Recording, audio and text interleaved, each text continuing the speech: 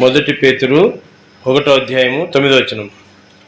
ఇప్పుడు ఆయనకు కన్నులారా చూడకయే విశ్వసించుచు మీ విశ్వాసమునకు బలము అనగా ఆత్మరక్షణ పొందుచు చెప్పన సత్యమును మహిమయుక్తమునైన సంతోషము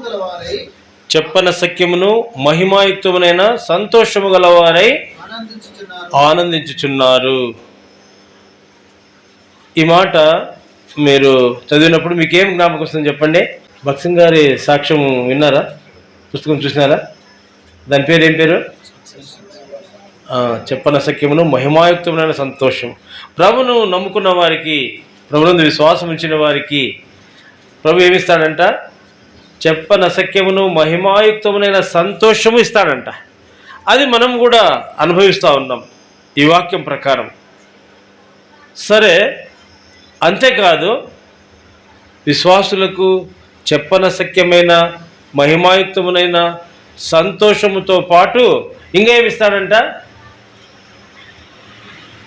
వెలుగు ఉంది, వెలుగుకు ఆపోజిట్ చీకటి ఉంది కదా.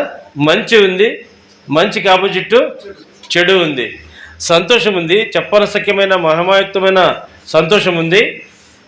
దానికి ఆపోజిట్ ఏముంది? చెప్పన సఖ్యమైన దుఃఖం ఉంది. ఎవరైనా ఎప్పుడైనా దుఃఖం పొందినారా? ఎవరికైనా దుఃఖం ఇష్టమా? దుఃఖం అంటే ఇష్టపడతారా? సంతోషం అంటే ఇష్టపడతారా? సంతోషం అంటేనే ఇష్టపడతారు. కానీ బైబిల్ గ్రంథంలో మరి దుఃఖమును గూర్చి ఎక్కువగా వ్రాయబడింది. ఎటువంటి దుఃఖం అంటే అది చెప్పనసఖ్యమైన దుఃఖం. ఎట్లాంటి దుఃఖం అంట? ఆ దుఃఖాన్ని ఇంకా వివరించేకి సాధ్యం కాదు. నిన్న ఒక ఇంటికి పోయినాను. ఒక సహోదరి, ఆమె చెప్తా ఉంది ఆమె బాధ. ఎంత బాధ అంటే, పైకేమో ఆమె ఉద్యోగస్తురాలు, మంచి కుటుంబము, పిల్లలు అయినప్పటికీ దుఃఖం ఎక్కడుందంటే అంతరంగంలో ఉంది, హృదయంలో ఉంది. బైబిల్ గ్రంథంలో దేవుడు విశ్వాసులకు సంతోషంతో పాటు మరి దుఃఖమును కూడా ఇచ్చినాడు. మనము చాలాసార్లు పాట పాడుతుంటాం. ఏం పాట అంటే, ఈ లోకయాత్రలోనే సాగుచుండా, ఈ లోకయాత్రలోనే సాగుచుండా, ఒకసారి నవ్వు ఒకసారి ఏడ్పు, ఒకసారి నవ్వు ఒకసారి ఏడ్పు, అయినాను క్రీస్తు నా తోడనుండు, అయినాను క్రీస్తు నా తోడనుండు, ఈ లోకయాత్రలోనే సాగుచుండా, ఈ లోకయాత్రలోనే సాగుచుండా. ఈ భక్తుడు పాట పాడినాడు, ఒకసారి నవ్వు ఒకసారి ఏడుపిచ్చినాడని. మనం కనుకైతే ఈ లోకయాత్రలు నేను సాగుతుంటుండగా ఒకసారి నవ్వు 2 సార్లు దుఃఖమని పాడతామేమో, లేదా ఒకసారి నవ్వు 3 సార్లు దుఃఖమని పాడతామేమో. అంటే విశ్వాసులు అట్లా ఎదుర్కొంటా ఉన్నారు. బైబిల్ గ్రంథంలో అతిపెద్ద గ్రంథం ఏది చెప్పండి? కీర్తనలు. కీర్తనల్లో ఎక్కువ భాగము ఎవరు రాసిందంటే దావీదే రాసినాడు. అందులో 150 కీర్తనలు ఉన్నాయి. అందులో 70% కీర్తనలు దేని గురించి ఉన్నాయంటే దుఃఖం గురించే ఉన్నాయి. ఇప్పుడు మనం చదువుకున్నటువంటి 2 సమూయేలు 1వ అధ్యాయంలో ఆయన ఎక్కడి నుంచి వచ్చినాడంటే సిక్లగు నుంచి వచ్చినాడు. ఆయన గొల్యాతును చంపినది మొదలుకొని ఆయనకు శ్రమలే ఉన్నాయి.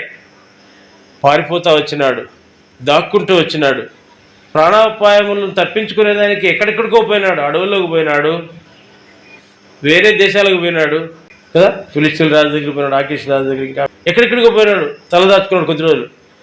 సిక్లగులో ఉన్నాడు. సిక్లగులో ఉన్నప్పుడు ఆ రాజుకు సహాయం చేసేదానికి యుద్ధానికి పోతే తానున్నటువంటి కుటుంబము, తన యొక్క బంధువర్గమును అంతటిని అక్కడ సిక్లగులో వదిలిపెట్టి యుద్ధానికి పోయి వచ్చేసరికి ఇక్కడ కుటుంబం లేదు, వాళ్ళ పిల్లలు లేరు, వాళ్ళ ఆస్తి లేదు, ఏమి లేదు. మొత్తం అంతా ఎవరు తీసుకున్నారు? అది చూడండి, 1 సమూయేలు 30వ అధ్యాయం మొదటి నుంచి చదవండి ఎవరన్నా. దావీదును అతని జనులను మూడవ దినమందు సిక్లగునకు వచ్చిరి. అంతలో అమాలేకులు దండెత్తి దక్షిణ దేశం మీదను సిక్లగు మీద పడి కొట్టి దానిని తగలబెట్టి గనులనేమి అల్పులనేమి అందులోనున్న ఆడవారిని అందరినీ చెరపట్టుకుని ఇండుటయు తాను తమ భార్యలను కుమారులను కుమార్తెలను చేతిలోనికి కొనుకోబడి ఇండుటయు చూచి ఇక ఏడ్చుటకు శక్తి లేక పోవునంత బిగ్గరగా ఏడ్చిరి. చూడండి, శక్తి లేకపోవునంత బిగ్గరగా ఏడ్చినారు. ఇంక చాతగానంత ఎక్కువగా ఏడ్చినారంట. దాన్ని ఏమనొచ్చు? చెప్పశక్యము కాని దుఃఖం అనొచ్చా? ఇంకా చూడండి 5వ వచనం. యెజ్రెయేలీయురాలైన అహినోయము కర్మెలీయుడైన నాబాలు భార్య అయిన అబిగయిలు అను దావీదు 2 భార్యలను చెరలోనికి కొనిపోబడగా చూచి దావీదు మిక్కిలి దుఃఖపడెను. దుఃఖం ఉంది, మిక్కిలి దుఃఖం ఉంది. సంతోషం ఉంది, గొప్ప సంతోషం ఉంది. చెప్పనసక్యమైన సంతోషం ఉంది. జీవం ఉంది, సమృద్ధి అయిన జీవం ఉంది కదా. ఇక్కడ మిక్కిలి దుఃఖము, చెప్పశక్యము కాని దుఃఖము పొందినాడు. సరే, సిక్లగు నుంచి దావీదు బయలుదేరి వస్తే సిక్లగులో 2 రోజులు ఉన్నాడు. ఇంకా ఇదంతా జరిగి 2 రోజులు అయింది.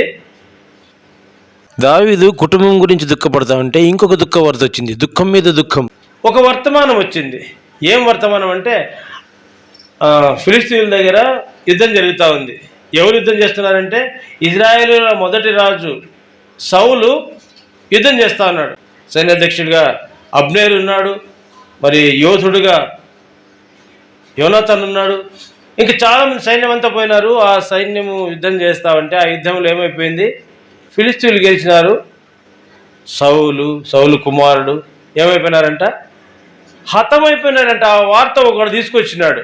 చూడండి, ఆ వార్త తీసుకొని వచ్చేవాడు ముందుగా ఏం చేస్తున్నాడంటే, రాజా ఇదిగో నీకొక శుభవార్త, ఇది నీకొక బహుమానము అని చెప్పేసి ఏమిస్తున్నాడంటే సౌలు తల మీద ఉన్నటువంటి కిరీటం ఇచ్చినాడు, సౌలు చేతికి ఉన్నటువంటి కంకణం ఇచ్చినాడు, కడియం. అవి ఇచ్చి ఇదిగో ఆనవాళ్ళు తీసుకొచ్చినాను, ఇదిగో ఇది సౌలు రాజుది, రాజు కిరీటం ఇప్పుడు నీకే అని చెప్పేసి ఇస్తే దావీదు సంతోషపడినాడా లేదా దుఃఖపడినాడా చెప్పండి? మామూలుగా మనం ఆలోచన చేస్తే సౌలు చాలా కీడు చేసినాడు దావీదుకు కదా. సౌలు రాజే, మొదటిగా దేవుడు ఏర్పాటు చేసుకున్నటువంటి రాజుకు ఈయన నమ్మకమైన పరిచారకుడుగా, సైన్యాధ్యక్షుడుగా, అంగరక్షకుడుగా, అల్లుడుగా ఎంతో సేవ చేసినాడు, ఎంతో పరిచయం చేసినాడు, ఎంతో సహకారం చేసినాడు, ఎంతో మేలు చేసినాడు. అయితే సౌలు మాత్రము ఎన్నోసార్లు చంపాలని ప్రయత్నం చేసినాడు. దానికి తప్పించుకుని పోయినాడు. కానీ నేను సింహాలను జయించినాను, ఈ సౌలు ఎంత అనుకోలే. గొల్యాతును జయించినాను, ఈ సౌలు ఎంత అనుకోలే. మనకైతే మనకి ఎవరైనా కీడు చేసిన వాళ్ళ గురించి ఏమొస్తుందబ్బా? మనకు హృదయంలో కోపం ఉంటుంది కదా. దావీదుకి ఏమాత్రం కోపం రాలేదు. చూడండి, సౌలు దేవుని చేత అభిషేకింపబడిన వాడు, అతడు నన్ను హింసించినా పర్వాలేదు, నేను తప్పించుకొని పోతాను కానీ అతనికి కీడు చెయ్యను అన్నటువంటి తలంపు హృదయంలో కలిగి ఉన్నాడు. ఇప్పుడు చనిపోయిన వార్త వచ్చింది, చనిపోయినాడు. ఇప్పుడైనా సంతోషించవచ్చు కదా. ఈ తిప్పలన్నీ పోయినాయి, ఈ శ్రమలన్నీ పోయినాయి, ఇంక తరమపడే అవకాశం లేదు, ఇంక తరమే వ్యక్తి లేడు, నేను ఇంక పారిపోవాల్సిన అవసరం లేదు, ఏడ్చాల్సిన అవసరం లేదు, మరణానికి తప్పించుకునే అవసరం లేదు, ఇంక నిశ్చింతకుండా చాట అనుకోలేదు. చూడండి, దుఃఖపడినాడు. చూడండి, 2వ సమూయేలు 1వ అధ్యాయము 25వ వచనం. యుద్ధరంగమునందు బలాఢ్యులు పడి ఉన్నారు. బలాఢ్యులు పడిపోయినారంట. నీ ఉన్నత స్థలములలో యోనాతాను హతమాయను. నా సహోదరుడా యోనాతానా, నీవు నాకు అతి మనోహరుడవై ఉంటివి. ఇక్కడ సౌలు గురించి ఆయన బాధపడతా ఉన్నాడు. ఇంకా చదవమ్మా ముందుకి. నీ నిమిత్తము నేను బహుశోకము నందుచున్నానంట. ఎవరి గురించి? యోనాతాను గురించి. యోనాతాను ఏమంటాడు? నీవు నాకు సహోదరుడవు అంటాడు కదా 26వ వచనంలో. నా సహోదరుడా యోనాతానా, నీవు నాకు అతి మనోహరుడవేంటివి. మనకు ఎవరైనా మనోహరంగా ఉండేవాళ్ళు ఉన్నారా సహోదరులు? ఈయనంటాడు యోనాతానును అతి మనోహరుడు అంట, సహోదరుడు అంటాడు. సహోదరుడు అంటే వాళ్ళ తండ్రి ఇతనికి ఏమవుతాడు? చిన్న ఆయన పెద్ద ఆయన అవుతాడు. అంటే తండ్రి సమానుడు, పితృ సమానుడు. తండ్రి లాగా గౌరవించినాడు ఆ వ్యక్తిని దావీదు సౌలును. కనుక ఆ ప్రేమను బట్టి, ఆ గౌరవాన్ని బట్టి ఇప్పుడు ఏమొచ్చింది? దుఃఖం వచ్చింది. దుఃఖముతో, శోకముతో. దుఃఖం ఎక్కువ, శోకం ఎక్కువ? శోకం ఎక్కువ కదా. దుఃఖం శోకమైపోయింది ఆయనకి.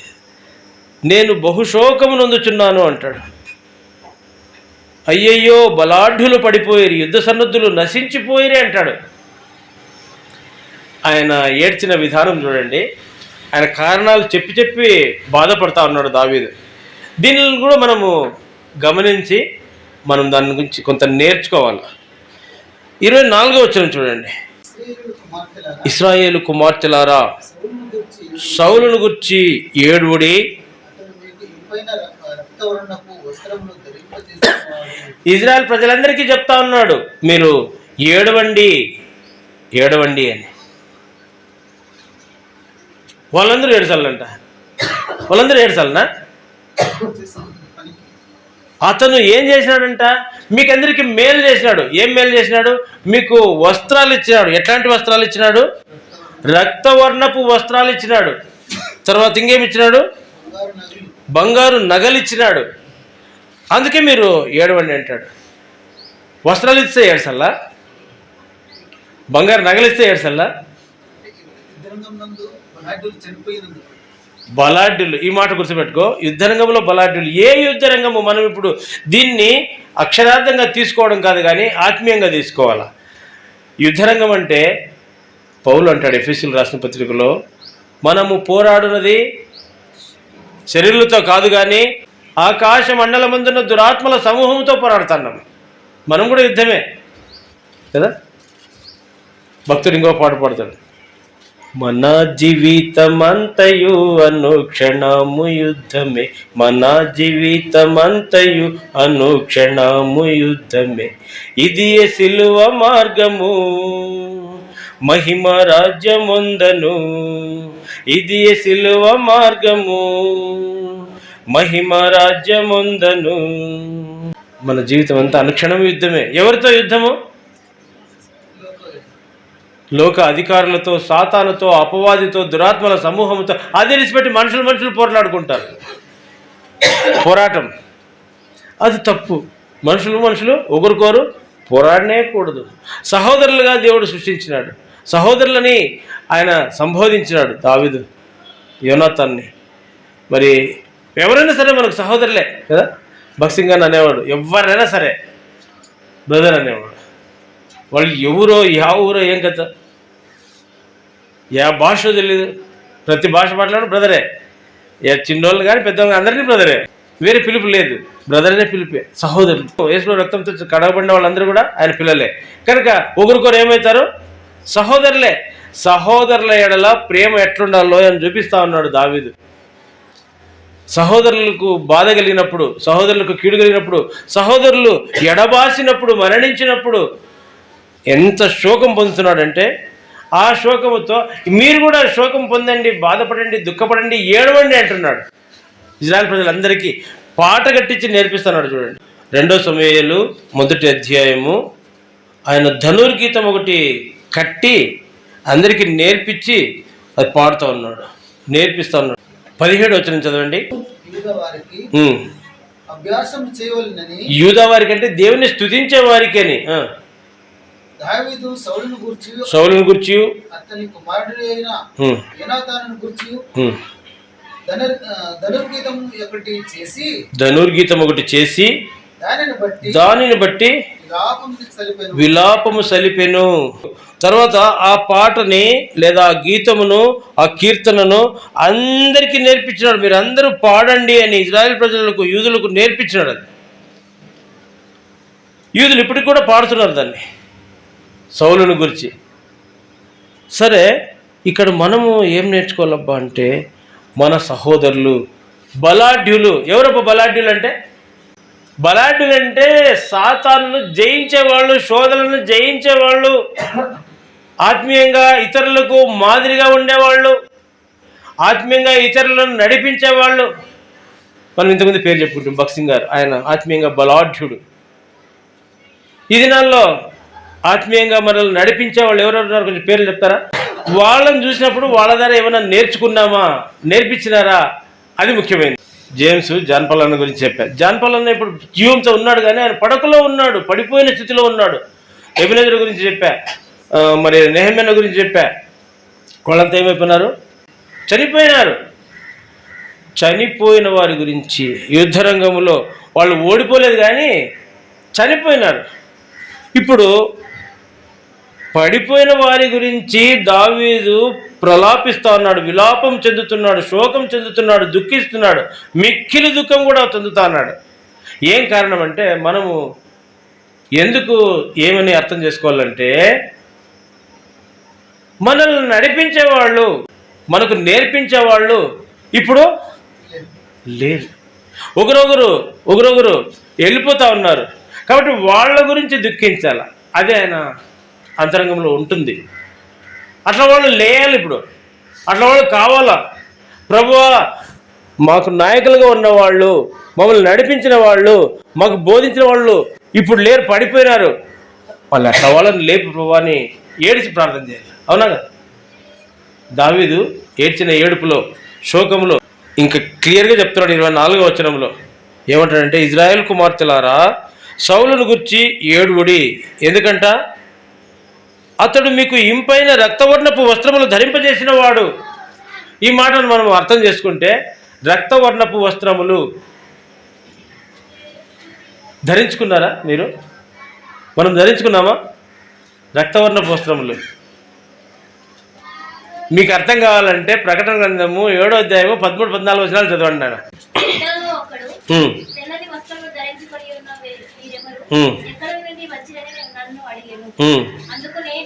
అందుకు నేను, అయ్యా నీకే తెలియనక. వాళ్ళు ఎట్లాంటి వస్త్రాలు ధరించుకున్నారంట? తెల్లని వస్త్రాలు ధరించుకున్నారంట. వాళ్ళు ఎవరు, ఎక్కడి నుంచి వచ్చినారని అడిగితే ఆయన నీకే తెలియని అంటున్నాడు. ఇప్పుడు చదవమ్మా. అతడు ఇలాగ నాతో చెప్పాను, బాగినండి. వీరు మహాశ్రమంలో నుండి వచ్చిన వారు. ఎక్కడి నుంచి వచ్చినారంట? మహాశ్రమలు, దావీదు మాదిరి శ్రమలు, దుఃఖములు, బాధలు పొందుకుంటూ వచ్చినారు. ఇంకా గొర్రెపిల్ల రక్తములో తమ వస్త్రములను ఉతుక్కొని వాటిని తెలుపు చేసుకొని. చూడండి, వాళ్ళ వస్త్రాలు ఎట్లున్నాయంటే ఇప్పుడు తెల్లగా ఉన్నాయంట, కానీ ఏమిట్లో ఉతుక్కున్నారు? గొర్రెపిల్ల రక్తం. ఎవరు ఆ గొర్రెపిల్ల? యేసుప్రభువే. యేసుప్రభు శిలువ రక్తములో వాళ్ళు తమ వస్త్రములను ఉతుక్కున్నారు, వారి హృదయములను శుద్ధి చేసుకున్నారు. ఇక్కడ మనం కూడా యేసుప్రభు రక్తంలో శుద్ధి చేసుకున్నాం కదా. ఆరాధించినావా? బలలో పాలు పొందుతావా? కనుక యేసుప్రభు శిలువ రక్తంలో శుద్ధి నొందిన వాళ్లే. అనగా రక్తవర్ణపు వస్త్రములు ధరింపజేసుకున్నాము అని అర్థం. యేసుప్రభు రక్తవర్ణపు వస్త్రములు ధరింపజేసేవాడు. సౌలు వాళ్లకు రక్తవర్ణపు వస్త్రాలు ధరింపజేసినాడంట. అనగా దీన్ని బట్టి మనకి ఏం అర్థం చేసుకోవాలంటే, మనలను ఆత్మీయంగా నడిపించిన వారిని జ్ఞాపకం చేసుకోవాలి. రక్తవర్ణపు వస్త్రములు ధరింపజేసుకునే దానికి కారణమైన వాళ్ళు, సువార్త చెప్పిన వాళ్ళు కావచ్చు, మందిరానికి నడిపించిన వాళ్ళు కావచ్చు, వాళ్ళు ఏం చేసినట్లు? రక్తవర్ణపు వస్త్రాలు ధరింపజేసినట్లు. రక్తవర్ణమేమో యేసుప్రభుది, నడిపించిన వాళ్ళు ఉంటారు కదా. నేను ఫలానా అన్న ద్వారా వాక్యం విన్నాను, ఫలానా వ్యక్తి ద్వారా రక్షణ పొందినాను అని చెప్తాం కదా సాక్ష్యంలో. సౌలు ఇజ్రాయెల్ ప్రజలందరికీ రక్తవర్ణపు వస్త్రములు ధరింపజేసినాడంట. కనుక వాళ్ళు ఇప్పుడు లేరు, చనిపోయినారు. వాళ్ళు ఇప్పుడు పడిపోయినారు. ఇప్పుడు ఎవరు చేయాలా అట్లాంటి పని? ఇతరులకు రక్తవర్ణపు వస్త్రములు ధరింపజేసే వాళ్ళు ఎవరు? మనం చేయాలా పని, మనం సిద్ధపడాలా. గుర్తయిందా? అంతేకాదు, ఇంకేమంటాడు కింద చదవమ్మా. ఇంకొక పాయింట్ ఉంది.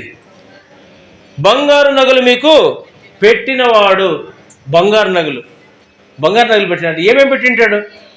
చెవులకు కమ్ములు, మెడలోనికి హారములు, ముక్కులోకి ఇవన్నీ ముక్కెర, ఇట్లాంటివి పెట్టింటాడా? చేతికి కంకణాలు బంగారువి అట్లాంటివి పెట్టింటాడా?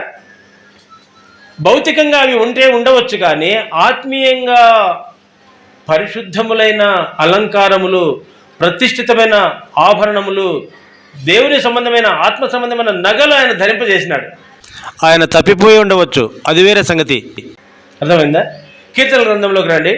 కీర్తన గ్రంథంలో కీర్తనలు 29:2 త్వరగా.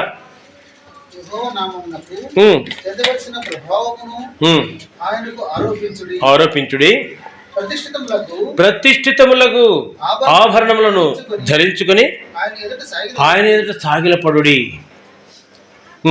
ఇప్పుడు మళ్ళీ ఇంకొకటి అట్లాంటిదే. మొదటి దినవృత్తాంతములు 16వ అధ్యాయం. మొదటి దినవృత్తాంతములు 16వ అధ్యాయము 29వ వచనం చదవండి. యెహోవా నామమునకు తగిన మహిమను చెల్లించుడి,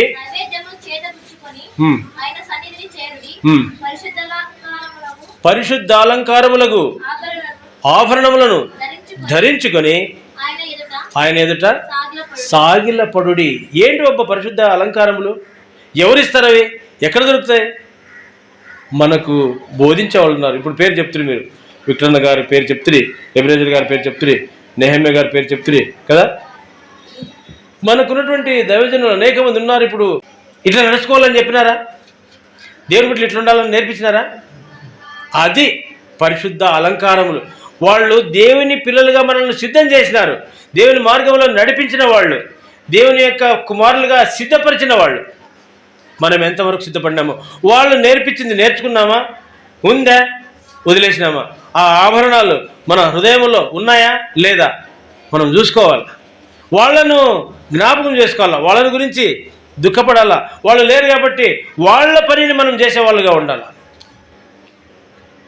ఎందుకంటే వాళ్ళు మనల్ని నాయకులుగా, వాక్యం చెప్పేవాళ్ళు ఎవరైనా సరే, బోధించేవాళ్ళు ఎవరైనా సరే, నాయకులుగా ఉన్నవాళ్ళు ఎట్లుంటారంట? హెబ్రీ 13:7 నీకు దేవుని వాక్యమును బోధించి జ్ఞాపకం చేసుకోండి, వారి ప్రవర్తన ఫలమును శ్రద్ధగా తలంచుకొనుడి. దావీదు చక్కగా తలంచుకుంటున్నాడు. వారి విశ్వాసమును అనుసరించుడి.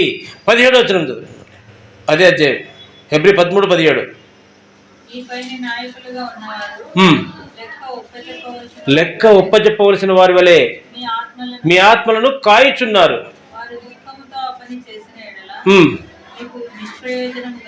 వారు దుఃఖంతో పనిచేసిన యెడల మీకు నిష్ప్రయోజనం కనుక మీరే దుఃఖం కలిగి, బాధ కలిగి, భారం కలిగి ఆ పని చేయండి. వాళ్ళని అనుసరించండి, వాళ్ళని వెంబడించండి, వాళ్ళని నేర్చుకోండి. ఇతరులకు వాళ్ళ మాదిరే మీరు పరిచయం చేయండి, నేర్పించండి అంటున్నాడు. ఇజ్రాయెల్ కుమార్తెలకు దావీదు చెప్తానటువంటి మాట ఇది. మీరు ఏడవండి, సౌలుని గురించి, యోనాతాను గురించి ఏడవండి అంటున్నాడు కదా. ఎందుకు? విలాప వాక్యాల్లో 2వ అధ్యాయంలో 19వ వచనంలో ఒక మాట చెప్తాడు. ఇజ్రాయెల్ ప్రజలకు, విశ్వాసులకు ఎవరి గురించి ఏడవాలంటే, ఎప్పుడు ఏడవాలంటే, రేయి మొదటి జామున ఎవరో అక్క చెప్తా ఉన్నారట, చదవండి. నీవు లేచి రేయి మొదటి జామున మొర్రపెట్టుము, నీళ్లు కుమ్మరించినట్లు ప్రభు సన్నిధిని నీ హృదయమును కుమ్మరించుము. నీ పసిపిల్లల ప్రాణము కొరకు నీ చేతులను ఆయన తట్టు ఎత్తుము. చూడండి, అది ఏడ్చేది. అది దావీదు వాళ్ళని గురించి చెప్తా ఉన్నాడు, సౌలు గురించి, యోనాతాను గురించి ఏడవండి అని చెప్తున్నాడు. ఇక్కడ క్లియర్గా ఇంకా ఏం చెప్తున్నాడు అంటే, దాన్ని బట్టి మనం ఏం అర్థం చేసుకోవాలంటే, మీ గురించి ఏడవండి, మీ పిల్లల గురించి ఏడవండి, రాత్రి మొరపెట్టండి, ప్రార్థన చేయండి. దేవుని మార్గంలో వాళ్ళు పరిశుద్ధులుగా ఉండేటట్లుగా, పరిశుద్ధ అలంకారాలు ధరించుకునేవారుగా, మరి పరిశుద్ధమైన వస్త్రములు ధరించుకునేవారుగా, రక్తవర్ణపు వస్త్రములు అనగా యేసుప్రభు రక్తము చేత శుద్ధి నొందేవారుగా ఉండేటట్లుగా ప్రార్థన చేయాలి.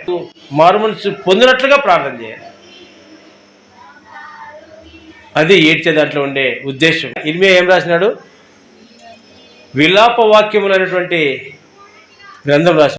విలాపం అంటే ఏమి? ఏడ్చుట. ఏడ్చేదే ఒక గ్రంథం పేరు, ఏడ్పు. బైబిల్ గ్రంథంలో, ఇది పరిశుద్ధ గ్రంథంలో, సంతోషం ఇచ్చే గ్రంథంలో, పరిశుద్ధత ఇచ్చే గ్రంథంలో, ఆనందం ఇచ్చే గ్రంథంలో, నిత్యజీవం ఇచ్చే గ్రంథంలో ఏడుపు గురించి ఒక గ్రంథం రాయబడింది చూడండి. దాన్ని బట్టి మనం ఏడుపుకి ఎంత ప్రాముఖ్యత ఉందో గ్రహించాలి. దావీదు అట్లా ఏడ్చినాడు, ఏడ్చుటకు శక్తి లేనంతగా ఏడ్చాడు. దావీదు గురించి దావీదు కుమారుడు నేర్చుకున్నాడు, దావీదును అనుసరించినాడు. దావీదు గురించి ఆయన చూసి ఆయన కూడా గ్రంథంలో రాసినాడు. ప్రసంగి గ్రంథంలో 3వ అధ్యాయంలో 1-4 వరకు చదవండి. ప్రతిదానికి సమయం కలదు, ఆకాశం క్రింద ప్రతి ప్రయత్నమునకు సమయం కలదు, పుట్టుటకు చచ్చుటకు. ఇవన్నీ తండ్రి అయిన దావీదు దగ్గర నేర్చుకున్నాడు ఆయన. పుట్టుటకు చచ్చుటకు, నాటుటకు నాటబడిన దాన్ని పెరికివేయుటకు, చంపుటకు బాగు చేయుటకు, పడగొట్టుటకు కట్టుటకు, ఏడ్చుటకు నవ్వుటకు, దుఃఖించుటకు నాట్యమాడు. ప్రతి దానికి సమయం ఉందంట. దుఃఖపడుటకు, సంతోషించుటకు, నవ్వుటకు, ఏడ్చుటకు. నవ్వుటకు సమయం ఇస్తాం మనం, దుఃఖపడేకి ఏడ్చేకి సమయం ఇస్తామా? ప్రభు ఇచ్చినాడు చూడు, గ్రంథంలో రాసిపెట్టినాడు. సమయం ఉంది ప్రతి ఒక్కరికి. దాని ద్వారా మేలు. ఎందుకంటే నవ్వుట కంటే దుఃఖపడుట చాలా మేలు చేస్తుందంట. 7వ అధ్యాయంలో రండి, ప్రసంగి 7వ అధ్యాయంలో, ప్రసంగి 7వ అధ్యాయం 3వ వచనం చదవండి. నవ్వుట కంటే దుఃఖపడుట మేలు. బైబిల్ గ్రంథంలో రాయబడిన మాట ఇది. ఎలైనగా గుణపరుస్తుంది. నవ్వుట కంటే దుఃఖపడుట మేలంట. తర్వాత అదే సొలొమోను అంటాడు, జ్ఞానులంట ఎక్కడుంటారంట, వాళ్ళ మనసు ఎట్లుంటుందంట, సంతోషం మీద కాదు, ఎప్పుడు సంతోషంగా, ఎప్పుడు తాగేది, ఎప్పుడు తినేది, ఎప్పుడు ఆనందంగా ఉండేది, అది అందరూ కోరుకుంటారు కదా, అది బుద్ధిహీనులదంట. జ్ఞానులది ఎట్లుంటుందంట? ప్రసంగి 7వ అధ్యాయం 4వ వచనంలో, జ్ఞానుల మనస్సు ప్రలాపించు వారి ఇంటి మీద నుండును. మనం జ్ఞానులే కదా, మనకు ఎట్లాంటి మనసు ఉంది? జ్ఞానుల మనసు ఉందా, బుద్ధిహీనుల మనసు ఉందా? తెలుసుకుంటాం, మనమే తెలుసుకుంటాం. జ్ఞానుల మనస్సు ఉంటే మనం ఎట్లుంటామంట, మన మనసు ఎక్కడుంటుందంట? దుఃఖపడు వారి ఇంటి మీద ఉంటుంది. ఎవరైతే దుఃఖంలో ఉన్నారో వాళ్ళ మీద మన మనస్సు ఉంటుంది. దుఃఖపడే వాళ్ళు మనకు కనబడతారా? దుఃఖపడే దగ్గరికి వెళ్ళాలంటాడు. ఇదే ప్రసంగిలో నేను చెప్తాడు, విందు జరిగే ఇంటికి పోట కంటే దుఃఖపడే వారి ఇంటికి పోట మేలు అంటాడు. కనుక బైబిల్ గ్రంథంలో ఉండేటివి మనము సంతోషం గురించి ఎప్పుడు చదువుకుంటా అంటాం, ఎప్పుడు వింటా అంటాం కదా. దుఃఖం గురించి సమానంగా ఎవరు బోధించరు. చెప్తారు ఎవరన్నా? ఎప్పుడో విన్నారు ఇట్లాంటి దుఃఖం గురించి? కనుక దుఃఖం గురించినటువంటి ప్రాముఖ్యత మనం తెలుసుకోవాలి. మనం దుఃఖపడినట్లయితే ఆ దుఃఖము సంతోషము, ఆనందము, మరి పరిశుద్ధత, గుణము, గుణపరచుట, ఇవన్నీ వస్తాయంట. దావీదు మిక్కిలి దుఃఖపడినాడు. ఇంకెవరున్నారు బైబిల్ గ్రంథంలో దుఃఖపడిన వాళ్ళ గురించి మీకు తెలుసా? యోబు ఉన్నాడు కదా. యోబు ఎంతగా దుఃఖపడ్డాడు మీకు తెలుసు. తర్వాత పేతురు కూడా ఏడ్చినాడంట. లూకా 22:61 చూడండి.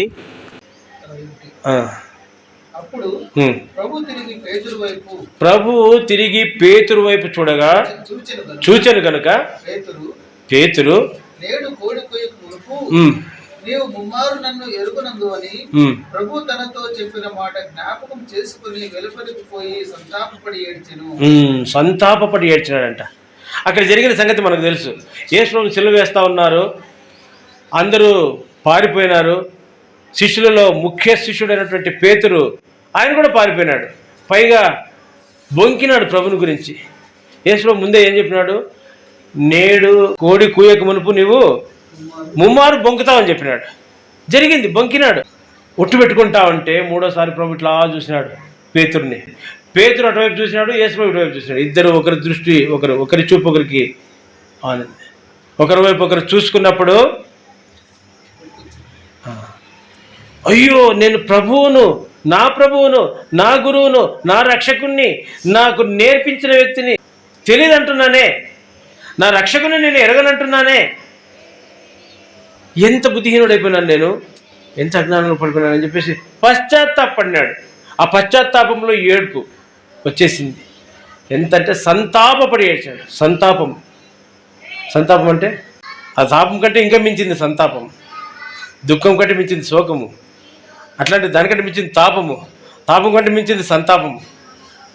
ఈయన ఎందుకు సంతాపపడినాడు, ఎందుకు ఏడ్చినాడు? సంతాపపడి ఏడ్చి ఇంక తర్వాత గొప్ప సాధనమైపోయినాడు. యేసుప్రభువుకు గొప్ప శిష్యుడు అయిపోయినాడు. అనేక మందిని రక్షణలకు నడిపించాడు. ఎంతో గొప్ప గొప్ప కార్యాలు చేసినాడు. కనుక సంతాపపడి ఏడ్చుట. పేతురు ఏడ్చిన విధానం ఏముంది? మనం దావీదు తన సహోదరుల కొరకు, తన ఇంటి వారి కొరకు, తన పితృ సమానుడైన సౌలు కొరకు వాళ్ళు నేర్పించినారు కాబట్టి, వాళ్ళని అనుసరించే వాళ్ళు లేరు కాబట్టి, అట్లాంటి వాళ్ళు లేపబడాలా, అట్లా వాళ్ళని జ్ఞాపకం చేసుకోవాలా, అట్లా వాళ్ళని మర్చిపోకూడదు, వాళ్ళు నేర్పించినవి మర్చిపోకూడదు, వాళ్ళు మనకు అప్పగించినవి మర్చిపోకూడదు అనే ఉద్దేశంతో ఆయన ఏడ్చినాడు. పేతురు ఎందుకు ఏడ్చినాడు? నేను తప్పిపోయినాను, ప్రభు విషయంలో నేను మర్చిపోయినాను, ఎరుగనన్నాను, అబద్ధం ఆడినాను, కనుక నేను ఎంత దౌర్భాగ్యంలో ఉన్నాను, ఇట్లా చేయకూడదు నేను ఇంకోసారి అని చెప్పేసి ప్రభువా నన్ను క్షమించు అని సరి చేసుకున్నాడు. ఆయన వెలుపలికి పోయి సంతాపపడి ఏడ్చి మనసులోనే ప్రార్థన చేసుకున్నాడు ఆయన. ఇప్పుడు మనం ప్రార్థన చేసుకోవాల్సిన సమయం, సరి చేసుకోవాల్సిన సమయం, మనల్ని మనం చూసుకోవాల్సిన సమయం. ఎన్నిసార్లు ప్రభువును మనము తెలియదని చెప్పినాం, ఎన్నిసార్లు ప్రభువును మనము ఎరుగనన్నాం, ఎన్నిసార్లు ప్రభువును మనము దుఃఖపెట్టినాం. ఎవరిది వాళ్ళకి తెలుసు అంతరంగం. పేతురు మాదిరి సంతాపపడి ఏడవకపోతే, పశ్చాత్తాపం పొందకపోతే మనము ఆత్మీయంగా ఎదగగలమా? దేవుని చిత్తాన్ని నెరవేర్చగలమా? దేవుని బిడ్డలుగా ఉండగలమా? కనుక పేతురు మాదిరి సంతాపపడి ఏడవ. యేసుప్రభు కూడా ఏడ్చినాడు. యేసుప్రభు ఏడ్చినాడు తెలుసా? ఎవరి కోసం ఏడ్చినాడు? మన కోసం ఏడ్చినాడు. అది వాక్యంలో చూద్దాం. యోహాను సువార్త 11వ అధ్యాయంలో 35వ వచనంలో చదవండి. యేసు కన్నీళ్లు విడిచను. అక్కడ కన్నీళ్లు విడిచినాడంటే, కన్నీళ్ళు ఎప్పుడు వస్తాయబ్బా? ఊరికే వస్తాయా? దుఃఖం వచ్చినప్పుడు. ఎప్పుడు దుఃఖం వస్తుంది? ఊరికే చిన్న చిన్న దానికే కన్నీళ్ళు వస్తాయా? దావీదు ఎప్పుడు ఏడ్చినాడనా? మరణ వార్త విని ఏడ్చి. దావీదు తన సహోదరులు పడిపోటు చూచి ఏడ్చినాడు, బలాఢ్యులు పడిపోటు చూచి ఏడ్చినాడు, వాక్యం చెప్పేవాళ్ళు, వాక్యం బోధించేవాళ్ళు, వాక్యం నేర్పించేవాళ్ళు పడిపోటు చూచి ఏడ్చినాడు కదా. అట్లా అనుకోవచ్చు. ఎప్పుడు చూస్తాము అట్లాంటి వాళ్ళు, అట్లా వాళ్ళు ఇంక వస్తారో లేదో అని ఏడ్చినాడు. నేను అట్లా సిద్ధపడాలని ఏడ్చినాడు. పేతురు అయ్యో నేను పడిపోయినానే, నేను నిలబడలేకుండా పడిపోతున్నానే అని ఆయన ఏడ్చినాడు. యేసుప్రభు ఎందుకు ఏడ్చినాడు? యేసుప్రభుకు అంత సులభంగా వస్తుందా? మామూలు మనకే అంత దుఃఖం రాదే, యేసుప్రభుకు దుఃఖం వచ్చిందంటే ఎంత బాధ ఉండాలి ఆయనకి. యోహాను సువార్త 11వ అధ్యాయము 3వ వచనం.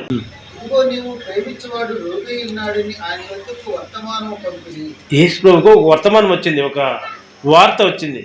నీవు ప్రేమించిన వాడు రోగి అయి ఉన్నాడు. ఏమై ఉన్నాడు? రోగి. గుర్తుపెట్టుకోండి, రోగి అయి ఉన్నాడు అని వర్తమానం వచ్చింది. యేసుప్రభు పోలే, వెంటనే పోలే, ఉద్దేశపూర్వకంగా పోలే. తర్వాత 3 రోజుల తర్వాత ఇంకొక వర్తమానం వచ్చింది. యోహాను 11:11.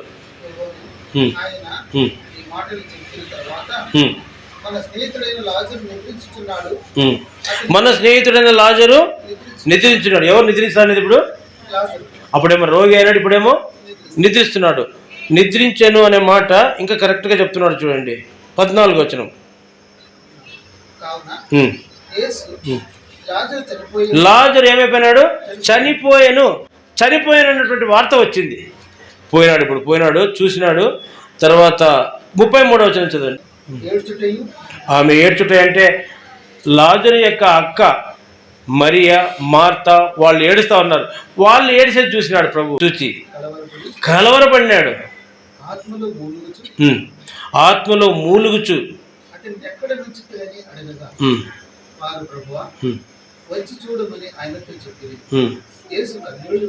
యేసు కన్నీళ్లు విడిచాను. ఇక్కడ ఎంత మాట ఉందంటే ఆత్మలో కలవరపడినాడు, ఆత్మలో మూలిగినాడు, తర్వాత కన్నీళ్ళు విడిచాడు. లోపల బాధ పెరుగుతుంది.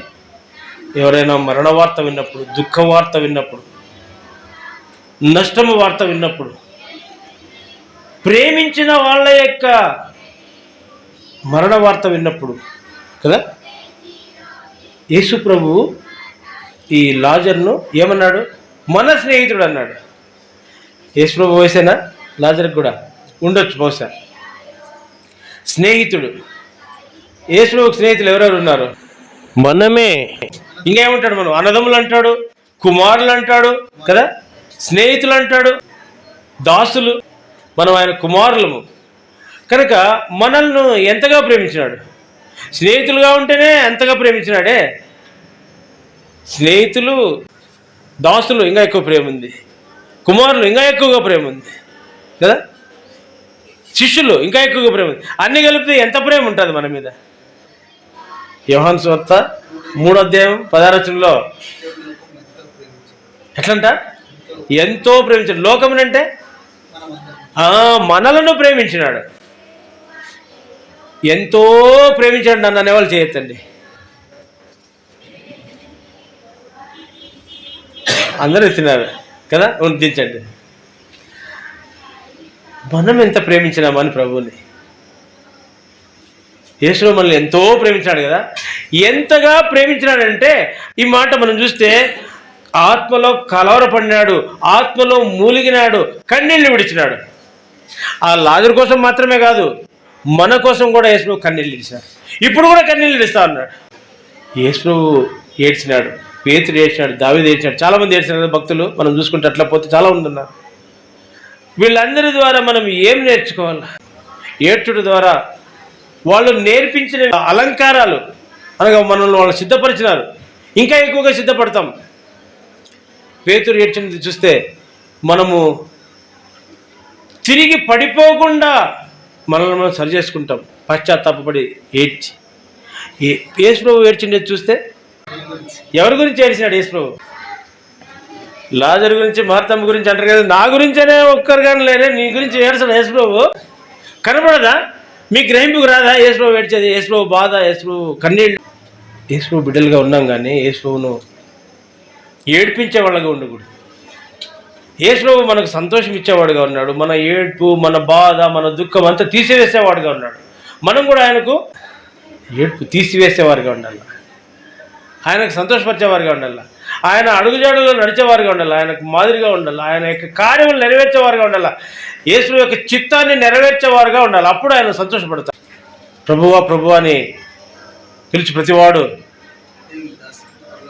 పరలోకానికి చేరాడు, కానీ ఆయన చిత్తము చొప్పున నెరవేర్చువాడే, నడుచుకున్నవాడే పరలోకానికి. మనము ప్రభువా ప్రభువా అని ప్రార్థన చేస్తాము, దేవుని బిడ్డలని చెప్పుకుంటాము, మంచిదే, అది చాలా మంచిది. అంతటితో మనం ఏం గొప్పవాళ్ళం కాలేము. ఆయన చిత్తాన్ని నెరవేర్చాలి, అప్పుడు ప్రభు సంతోషిస్తాడు. లేకపోతే ప్రభు అయ్యో అని బాధపడతాడు. లాజరు గురించి అందుకే బాధపడినాడు, ఏడ్చినాడు. ఎందుకు ఏడ్చినాడు? చచ్చిపోయినాడు అని. ఆయన లేపొచ్చు కదా, లేపినాడు కదా. ఎందుకు లేపుతాను నేను ఆయన్ని, నేను ఎందుకు ఏడ్చాలా అనుకున్నాడా? లేపే శక్తి ఆయన దగ్గర ఉంది, మళ్ళీ ఎందుకు ఏడ్చినాడన్నా? విశ్వాసం లేదు. ఆయన తరుణం ఇస్తా ఉన్నాడు. ఈ వ్యక్తి నా దగ్గర రాడే, నేను వస్తే వెళ్ళిపోతాడే. వాళ్ళ అక్కోళ్ళు ఎందుకు చేస్తారు? ఎందుకు చేసే కూర్చుంటే లాజరు ఉంటాడా? మార్తమ్మేమో ఎంత చక్కగా వంటలు చేస్తుంది, మరియమ్మ మేము ప్రభు పాదాల దగ్గర కూర్చొని బోధ వింటూ ఉంటుంది. ఆయన కూర్చొని వింటున్నాడా? వెళ్ళిపోతున్నాడు. వెళ్ళిపోతే అది ప్రభుకు సంతోషమా దుఃఖమా? నా వాక్యానికి స్థలం ఇవ్వడం లేదు హృదయంలో ఈ వ్యక్తి, నా దగ్గర కూర్చోవడం లేదే ఈ వ్యక్తి, నేను ఎక్కడి నుంచో వస్తున్నాను నా దగ్గరికి రావడం లేదా, నన్ను గమనించడం లేదే, నన్ను పట్టించుకోవడం లేదని ప్రభు బాధపడతాడు కదా. అంతేనా? వేరే బాధ ఉంది ప్రభుకి. లాజరు ఎట్లయితే నిర్లక్ష్య పెట్టినాడు ప్రభువుని, మనం ఎవరైనా అట్లా నిర్లక్ష్య పెడతామంటే మన గురించి కూడా ప్రభు అట్లే బాధపడతాడు కదా. మనం ఇప్పుడు చూసుకోవాలి మన హృదయంలో ప్రభువును నిర్లక్ష్య పెడుతున్నామా, ప్రభువును గణపరుస్తున్నామా? మాటలతో గణపరుస్తున్నా. ఆయన కూడా లాజరు కూడా యేసు ప్రభు మా ఇంటికి వస్తాడు, మా స్నేహితుడు ఆయన. యేసు ప్రభు చెప్పాడు కదా మన స్నేహితుడని, ఆయన కూడా చెప్పుకుంటాడు. వాళ్ళ అక్కోళ్ళకి అవి ఇవి కావాలంటే తెచ్చిచ్చింటాడు. అంతా ఓకే. ప్రభు సన్నిధిలో కూర్చోడు, ఆయన వెళ్ళిపోతాడు. ప్రభు ఇక్కడ ఉన్నాడంటే ఆయన అక్కడ ఉంటాడు, ఆయన అక్కడ ఉంటాడు, ఈయన ఇక్కడ ఉంటాడు. అట్లాంటి స్వభావం, అట్లాంటి నడవడిక మనలో ఉంటే మనము ప్రభువును దుఃఖపరిచేవారమా, సంతోషపరిచేవారమా? ప్రభు సన్నిధిలో కూర్చుంటే ఆయన సంతోషపడేవాడు. ప్రభు సన్నిధిలో మనం లేకపోతే ప్రభు చెప్పండి ఏడ్పించేవారుగా ఉండకూడదు. మనం ఏడ్చినా పర్లేదు, ఆయనకు సంతోషం కలిగి. దావీదు ఏడ్చినాడు, ప్రభువుకు సంతోషపరిచినాడు. పేతురు ఏడ్చినాడు, ప్రభువును సంతోషపరిచినాడు. హృదయం మార్చుకున్నాడు, మనసు మార్చుకున్నాడు, జీవితం మార్చుకున్నాడు. దేవునికి ఇష్టకరంగా జీవించాడు, దేవునికి మహిమకరంగా ఆయన ఎన్నో అద్భుత కార్యాలు చేసినాడు, ఎంతోమందిని నడిపించినాడు.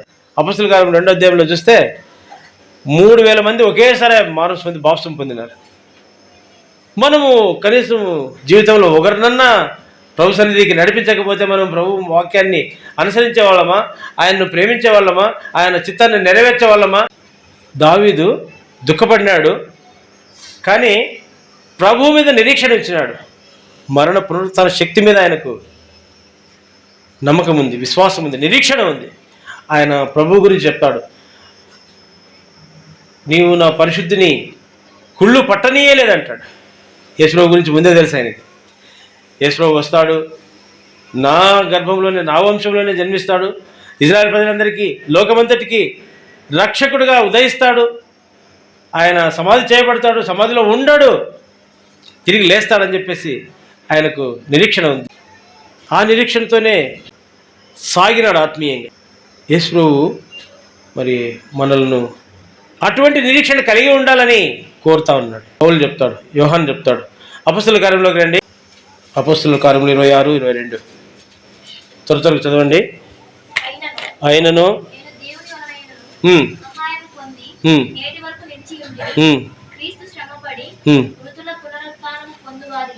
మృతుల పునరుత్థానము పొందు వారిలో మొదటి వాడగుట చేత. యేసు ఎట్లాంటి వాడంట? మృతుల పునరుత్థానంలో మొదటి వాడంట. ఆయన మొదటివాడు. మిగతా వాళ్ళందరినీ ఆయన విశ్వాసం ఉంచిన వారందరికీ పునరుత్థానం ఇస్తాడు. తెస్సలోనిక రాసిన పత్రికలో మొదటి తెస్సలోనిక 4వ అధ్యాయం 13 చదవండి. మనం కూడా అనేక దుర్వార్తలు వింటూ ఉంటాం. దావీదేమో యోనాతాను సౌలు యొక్క మరణ వార్తను విన్నాడు. పోయిన వారము ఇదే ఆదివారం 8 రోజుల కింద నేను కూడా ఒక మరణ వార్త విన్నా. మా చెల్లెలు చనిపోయిందన్నటువంటి వార్త వచ్చింది. అది భౌతికమైనటువంటి మరణం. ఆత్మీయంగా ఆమె విశ్వాసంలో ఉంది, నిరీక్షణలో ఆమె ఉంది. నేను కూడా ఆమె విషయంలో నిరీక్షణ కలిగి ఉన్నాను. పునరుత్థానంలో ఆమె తిరిగి వస్తుంది, చూస్తాం మనం. ఒకరోజు పరలోకానికి వెళ్ళినప్పుడు మనం చూస్తాం. అయితే భౌతికమైనటువంటి కొంత బాధ కూడా ఉంటుంది. ఇక్కడ యేసుప్రభు అంట, చదువమ్మా ఇప్పుడు మొదటి తెస్సలోనిక 4వ అధ్యాయం 13వ వచనం.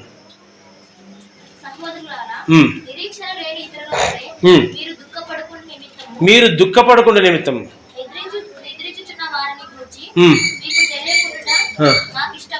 మాకు ఇష్టం లేదు.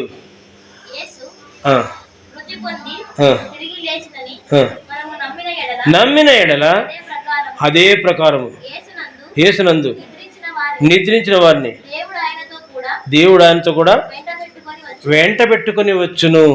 మన పితరులు చనిపోయినారు, నిద్రించిన వాళ్ళు ఏమవుతారు? తిరిగి యేసు ప్రభుతో పాటు పునరుత్థానంలో వస్తారు. మనం వాళ్ళు అప్పుడు అందరినీ చూస్తాం. కనుక అది కాదు కావాల్సింది. వాళ్ళ కోసం కాదు ఏడవలసింది, మన గురించి, మన పిల్లల గురించి. యేసు ప్రభు చెప్పినాడు కదా, యేసు ప్రభు శిలువలో ఏం చెప్పినాడు? లూకాసు వార్త 23వ అధ్యాయము 28వ వచనం. యేసు వారి వైపు తిరిగి నా నిమిత్తం ఏడవకుడి, మీ నిమిత్తము మీ పిల్లల నిమిత్తమును ఏడువుడి. చూడండి యేసు చెప్పినటువంటి మాట. మనం మన పిల్లల కొరకు మనం బంధువుల కొరకు ఏడవచ్చు, కానీ ఆత్మీయంగా ఏడవాలి. ముఖ్యంగా మన పిల్లలంటే ఎవరు? శారీరకంగా ఇచ్చినాడు, ఆత్మీయంగా ఇచ్చినాడు పిల్లల్ని. పౌలు అంటాడు, ఆయనకు పెళ్లి కాలే, నా కుమారుడు అంటాడు తిమోతిని. అంటే ఆత్మీయ కుమారుడు, ఆత్మీయ పిల్లలు. నేను చెప్తాను చూడండి. మీరు ఎబినేజర్ గురించి చెప్తారు కదా, ఎబినేజర్ గారి గురించి చాలామంది ఏం చెప్పారంటే నాతో చెప్పినమాట, ఆయన మాకు ఆత్మీయ తండ్రి అని చెప్పినారు. మీరు విన్నారు లేదా మాట? నువ్వు భౌతికంగా కుమారుడు అయి ఉండొచ్చు, మాకు ఆయన ఆత్మీయ తండ్రి అన్నారు. విక్రన్న గారి గురించి నేను కూడా చెప్తాను, ఆయన మాకు ఆత్మీయ తండ్రి. శారీరకంగా మాకు ఎబినేజర్ గారి తండ్రి అయితే, ఆత్మీయంగా విక్రన్న గారు మాకు తండ్రి. అట్లా మనకు ఆత్మీయతను నేర్పించిన వారిని, బోధించిన వారిని, నడిపించిన వారిని ఆత్మీయంగా మనం తండ్రి అంటాం. సరే, మనకు తండ్రులు ఉన్నారు ఆత్మీయంగా, మనకు పిల్లలు ఎవరు? యేసు చెప్పాడు, మీ కొరకు మీ పిల్లల కొరకు ఏడవండి అంటాడు. ఏంది మీ పిల్లలు? భౌతికమైన పిల్లలు మాత్రమేనా? ఆత్మీయమైన పిల్లలు లేరా? చెప్పండి, ఒక పేరు చెప్పండి ఆత్మీయమైన పిల్లలు. తండ్రుల గురించి ఏమో చెప్పుకుంటాం, అర్థమైందా? ఏడవాలి. పిల్లలు లేరంటే, అన్నమ్మ ఏడ్చింది పిల్లల కోసం, మందిరంలోకి పోయి ఆమె ఏలి కోపపడేంత ఏడ్చింది, హృదయం అంతా కుమ్మరించుకుంది. ప్రభువా, నాకు కుమారుణ్ణి, నాకు పిల్లల్ని నీకు ఇస్తాను. ఆత్మీయ పిల్లల్ని ఎవరికి ఇస్తాము? దేవునికే కదా. ఆత్మీయ పిల్లలు మన ఇంటికి వస్తారా? మీరు ఎవరైనా నడిపించాలి కదా అట్లా. అదే అసలు పాయింట్. అందుకే యేసు ప్రభువు శిలువలో యెరూషలేము కుమార్తెలారా, మిమ్ముని గురించి మీ పిల్లల గురించి ఏడవండి అంటాడు. నీ ద్వారా ఎవరైనా యేసు ప్రభువు సన్నిధిలో నడిపించబడితే వాళ్ళు ఆత్మీయ పిల్లలు కావచ్చు. నీకంటే వయసులో పెద్దోళ్ళు కావచ్చు, చిన్నోళ్ళు కావచ్చు, నీకు బంధువులు కావచ్చు, అన్యులు కావచ్చు, స్నేహితులు కావచ్చు, ఎవరైనా సరే వాళ్ళు నీ వాక్యం చేత, నీ మాటల చేత యేసు ప్రభువులోకి వస్తే వాళ్ళు నీ ఆత్మీయ పిల్లలు. ప్రభు ఏడవండి అంటున్నాడు, ఆయన ఏడుస్తున్నాడు. మనం ఏడవకపోతే ఏం చేస్తాడు? ఆయన ఏడుస్తాడు. మనం ఏడవాల, లేకపోతే ఆయన ఏడుస్తాడు. మమ్మల్ని బట్టి, మనల్ని బట్టి ఆయన ఏడుస్తాడు. లాజరుని బట్టి ఏడుస్తాడా? అయ్యో, ఈ నా కుమారుణ్ణి ఎంతగా ప్రేమించినాను, రాడే నా మార్గంలోనికి, నా మాట వినుడే, నా చిత్తం నెరవేర్చడే, అతనే రాడే, ఇంక అతనికి పిల్లలు ఏడు నుంచి వస్తారు. అది ఏడుపు ప్రభుది. మనం ప్రభువును ఏడిపించే వాళ్ళగా ఉండాలా, సంతోషపరిచే వాళ్ళగా ఉండాలా? చెప్పండి. కనుక ఇప్పటి నుంచైనా మీరు ఆత్మీయ పిల్లల కోసం ప్రయాసపడండి, ఏడవండి. ప్రభువా, ఇన్నేం లేదు నేను నిన్ను వెంబడిస్తున్నాను, ఇప్పుడన్నా నాకు ఒకరినన్నా ఆత్మీయ బిడ్డలు నీ ప్రభువా. చూడండి, చెప్తాను. ఆత్మీయ పిల్లలు మనకు దేవుడిచ్చిన పిల్లలనే. ముగ్గురు ఉన్నారు కదా నీకు. జేమ్స్కి ముగ్గురు ఉన్నారు, రమేష్కి ముగ్గురు ఉన్నారు, ఈయనకి ఇద్దరు ఉన్నారు, మన బాలయ్యకి నలుగురు ఉన్నారు. వాళ్ళలో ఒకరు దేవుని మార్గంలో ఉన్నా కూడా ఆత్మీయ పిల్లలు అనొచ్చు వాళ్ళని కదా. ఆత్మీయంగా ఎంతమంది ఉన్నారు? ఉన్న వాళ్ళల్లో నడిపించాలా. నడిపించకపోతే శరీర సంబంధమైన వాళ్ళని విడిచిపెడుతుంది, ఆత్మ సంబంధమైన వాళ్ళ విషయం గ్రహింపే లేదు, ఇంకెట్లా ప్రభు సంతోషపడేది? ప్రభువును సంతోషపరిచేవారు కూడా, ప్రభువును ఏడిపించేవారుగా ఉండకూడదు. చాలా ఇంకా ఇంతవరకు ఏడిచినాడు ఆయన. ఎంత ఏడిచినాడో తెలియదు. యేసు ప్రభు ఏడ్చినాడు, పేతురు ఏడ్చినాడు, దావీదు ఏడ్చినాడు. వాళ్ళు ఎంత ఏడ్చినాడో తెలియదు, కానీ ఎన్ని రోజులు ఏడ్చినాడో తెలియదు. ఇప్పుడు మనము ఏం చేయాలా? ఏడ్చల్లా. ఎంత ఏడ్చల్లో నేను చెప్తా. ఎంత ఏడ్చల్లన్నా, మన పిల్లలు దేవుని మార్గములో నడిచేవారుగా సిద్ధపరిచేంత వరకు మనం ఏడవాలి. సిద్ధపడిన తర్వాత ఇంకా అయిపోయి వాళ్ళు వేరే వాళ్ళని సిద్ధపరుస్తారు.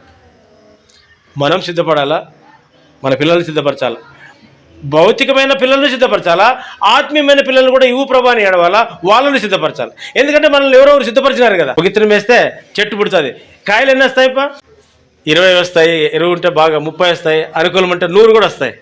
కనుక అట్లా ఫలించాలా. అందుకే ప్రభు చెప్పినాడు, 30 దంతలుగాను, 60 దంతలుగాను, 100 దంతలుగాను ఫలించాలా.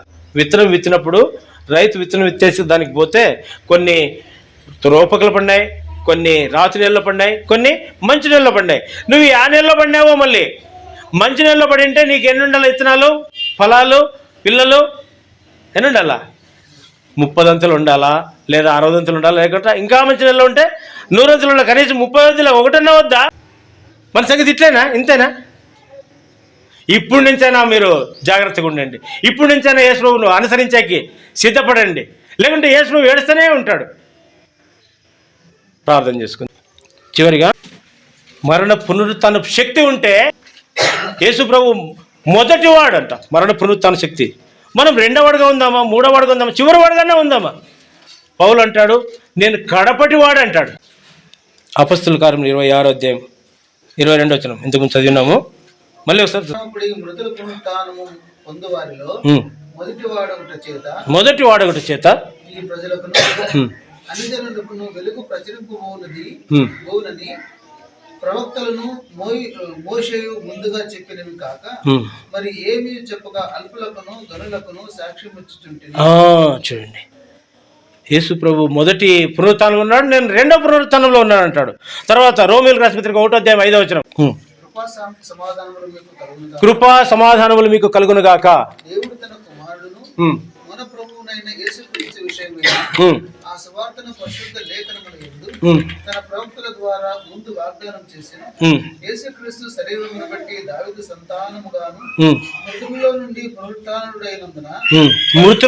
పునరుత్థానుడైనందున పరిశుద్ధమైన ఆత్మను బట్టి దేవుని కుమారుడుగాను చూడండి, మృతులలో నుండి పునరుత్థానుడైనందున నాకు విశ్వాసం వచ్చింది, నేను ఆయన్ని వెంబడిస్తున్నాను, ఆ పునరుత్థాన శక్తి పునరుత్థాన బలము నేను పొందినాను అంటాడు పౌలు.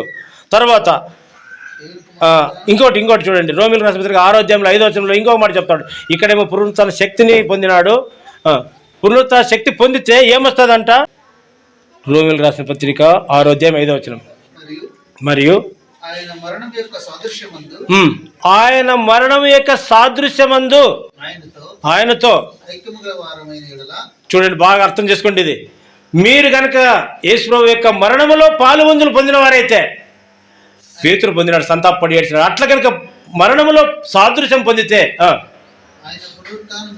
ఆయన పునరుత్థానం యొక్క సాదృశ్యమందును ఆయనతో ఐక్యత గలవారమైందము. చూడండి, ఆయనతో ఐక్యం కలిగి ఉండాల. పునరుత్థాన శక్తి పొందితే ఆయన మరణంలో ఐక్యత ఉంటే ఆయన పునరుత్థానంలో కూడా ఐక్యత ఉంటుంది. అర్థమైందా? మనము పునరుత్థానంలో ఐక్యత కలిగిన వారుగా ఉండాలి. అప్పుడంట మనకు ఆయన మార్గంలో నడిచే శక్తి వస్తుంది. లేకపోతే మన ముందున్న భక్తులు నేర్పించింది అంతా పోతుంది. ముందు చదువున్నా ఇంకా ఫిలిప్పీలు రాసిన పత్రికలో 3వ అధ్యాయంలో 10వ వచనంలో చెప్తాడు పౌలు. ఫిలిప్పీ 3:10 అక్కడ బలం పొందుతున్నాడు ఆయన, మరణ పునరుత్థాన బలము. మానవ బలము కాదు, సాతాను బలము కాదు. ఏం బలం అంట? ఆయన మరణ విషయంలో సమాన అనుభవము గలవాడనై ఆయనను ఆయన